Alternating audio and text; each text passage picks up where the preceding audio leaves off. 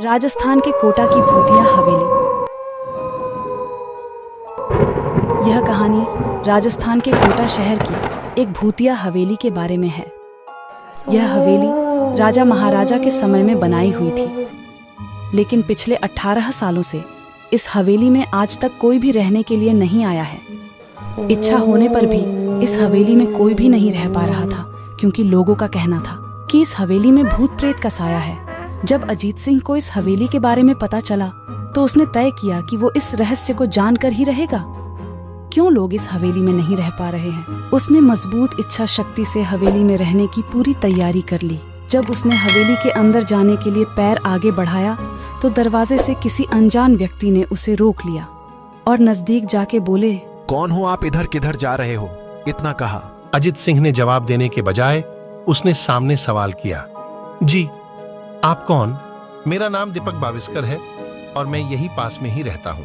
अजित सिंह ने कहा, ओह अच्छा, मैंने सुना है कि यह एक भूतिया हवेली है और यहाँ कोई नहीं आ पाता है, इसलिए मैं इस हवेली में एक दिन रुकने का फैसला किया है। दीपक ने कहा, जी हाँ, आपने सही सुना है और आप भी अंदर मत जाइए।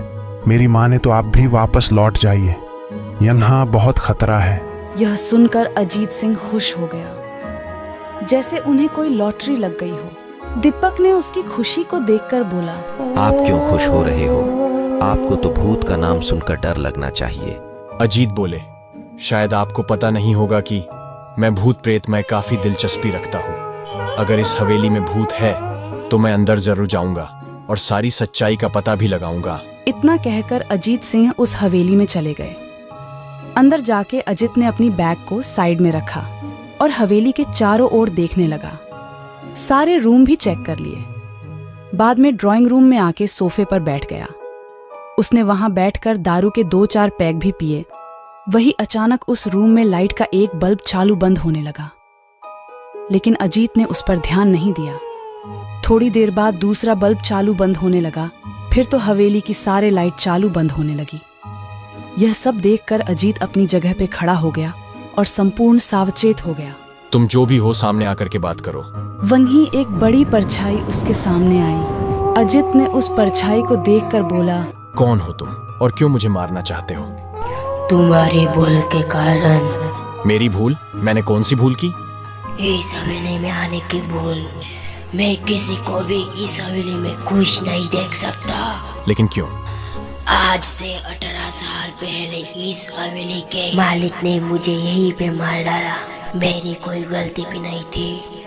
इस कारण की वजह से मेरी आत्मा इस हवेली में भटकती रहती है। मैं किसी को भी इस हवेली में नहीं रहने दूंगा, क्योंकि इस हवेली में मेरा खून हुआ था।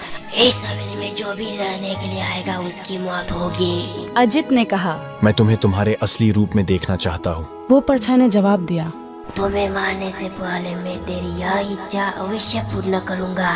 और उस परछाई ने एक भयानक डरावना रूप ले लिया। उसका चेहरा इतना भयानक था कि अजीत भी एक क्षण के लिए डर गया था, लेकिन दूसरे ही क्षण में उसने अपने आप पर काबू पा लिया।